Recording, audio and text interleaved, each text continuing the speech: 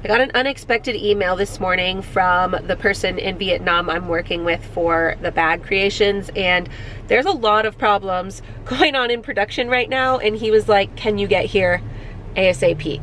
So I am booking a flight for 4 days from now to go to Vietnam, but next week I had a doctor's appointment. So I was talking to my midwife, and she was like, I have an availability tonight at 6, so we are headed in now for our 24-week appointment. It is the glucose testing appointment, so we're gonna see what we're gonna do about that. And yeah, just not expected for this point in our day or life or time or anything. We're just getting home from seeing the midwife, and as you can imagine, a 6 o'clock appointment and getting home at, it's 8 now because we had to do gymnastics pickup too.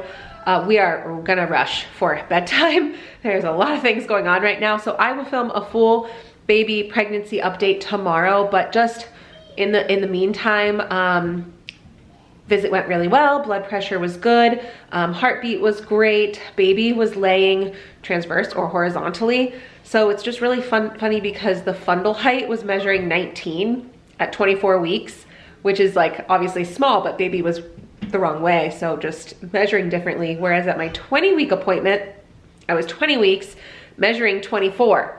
So it's funny how baby position can just make those differences, and how these visits are kind of like flip-flopped size-wise for how the baby was. But other than that, everything was great, and the midwife gave me a letter for travel just in case. I'd hate to be overseas and like someone say, are you sure you're able to fly or whatever. So got that.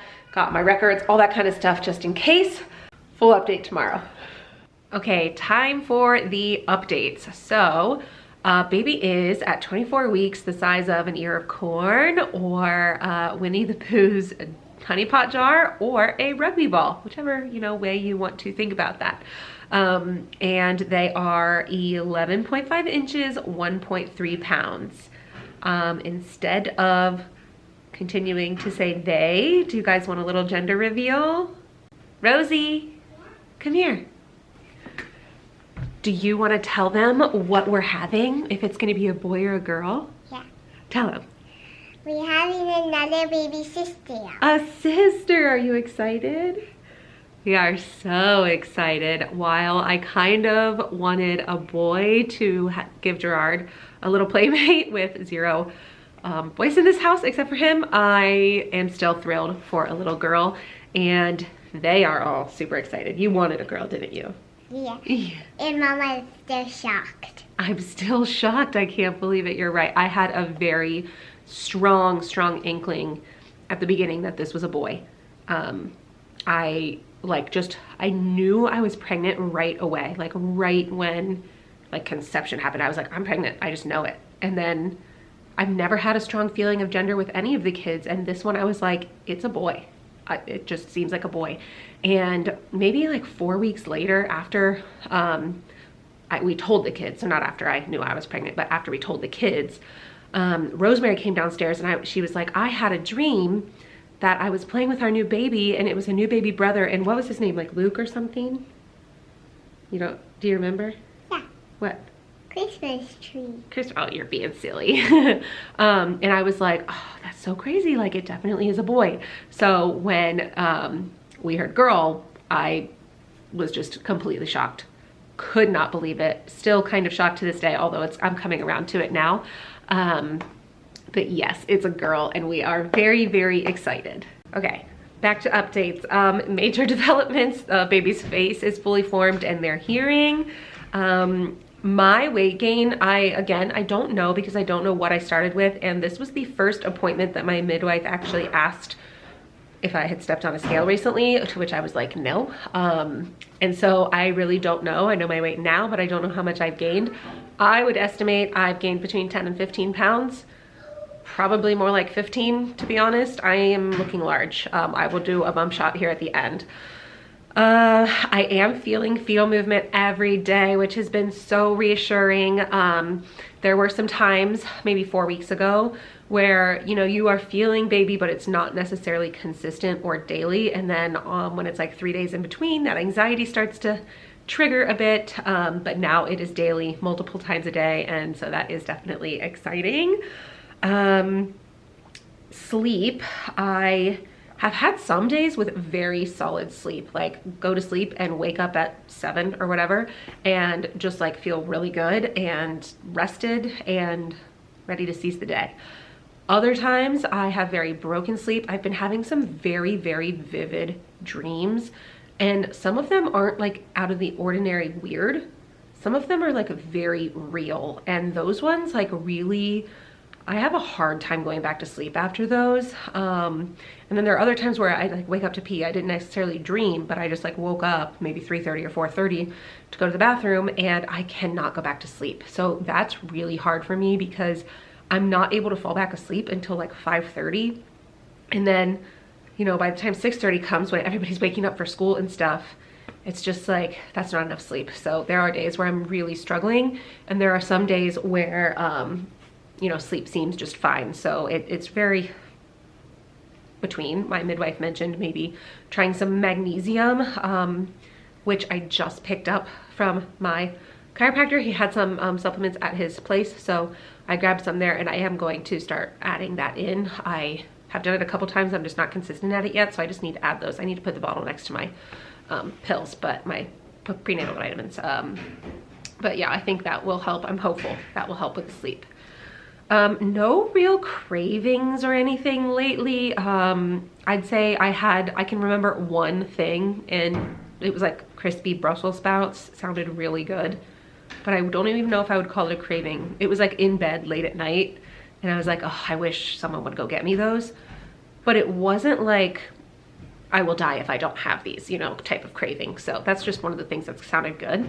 But early on in pregnancy, I was craving scallion pancakes, which are like these Chinese pancakes. We had them when we were in like Hong Kong and China over the summer, and they would serve them at breakfast, and I just loved them. They're like these fried, flaky scallion. They're so good. And I was craving them in the first trimester, and I could not find anywhere around here that had them, so I was just like dying.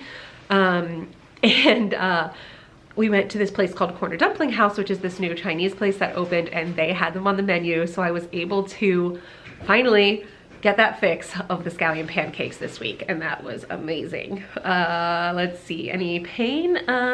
Not too much. Every once in a while I'll have like a burst of like round ligament pain, like underneath the side and the sides of my belly, I'll say, but not too much. I was having some lower back pain, but I did go to the chiropractor, which has really helped that. And the other thing I've started was I noticed diastasis is at least 3 fingers, if not 4 at this moment. So I was like, it's really time to start those exercises again, my core exercises. So if you've seen some day in the life, you see I've added that back into my routine. So with doing those exercises though, and that's helped with the back pain. So I definitely am glad I've started that, and I am feeling a lot better doing that. However, I do not like bending, like doing the dishes and then putting things at the bottom of the dishwasher or unloading the dishwasher. Not so fun. Don't like that. And anything else to note? I was reminded by my midwife that the protein goal is 30 grams of protein per meal. So that's at least 90 a day, if not 110 would be great. I know that. I have always known that. With my very first, I did the Bradley method, and that was one of the things they stressed. It really helps keep a full bag of waters and from, you know, pre-rupture and all that, and it keeps your bag of waters intact longer if you have a strong protein intake. I'm sure it helps with lots of other things, but that's one. And when you're trying to do natural birth, keeping that water intact helps with pain. So I knew that. I have not been paying attention to it much. Like with my first, I tracked that every day. I was making sure I got between 90 and 120 grams of protein a day.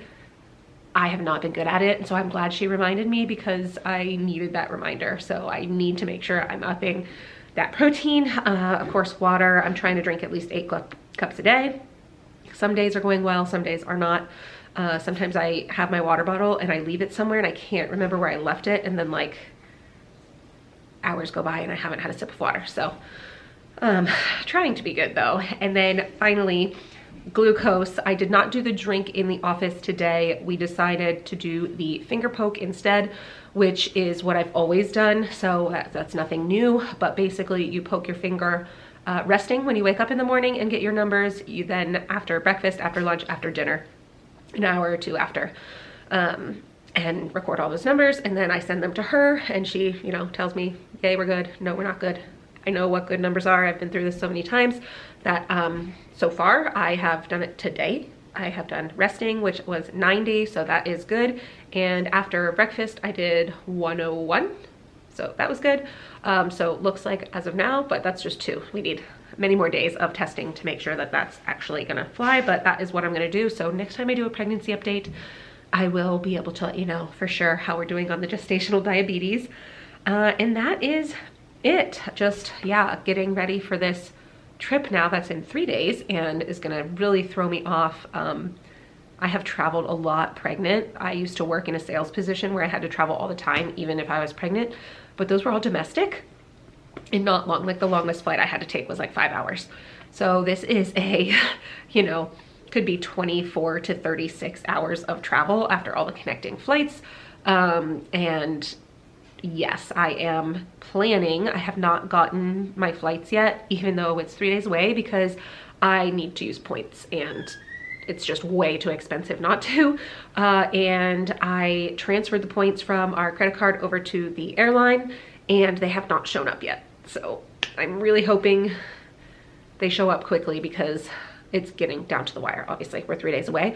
But my plan is to use a couple extra points in Fly Business so that I can have a much more comfortable experience. Since it's just me, I feel like I can do that. Obviously, when we travel with our whole family, there's no way I can use that many points. But when it's just me and I'm pregnant and I am going to get there and go straight to work, I don't have time to like go to the hotel and rest for 12 hours and I have to go straight to the facility. So I'm hoping that by doing that little upgrade, I can get a little more rest and make this little pregnancy journey a little better. So we'll see. Fingers crossed on that. Let's do a bump shot and then I'll say goodbye for the day.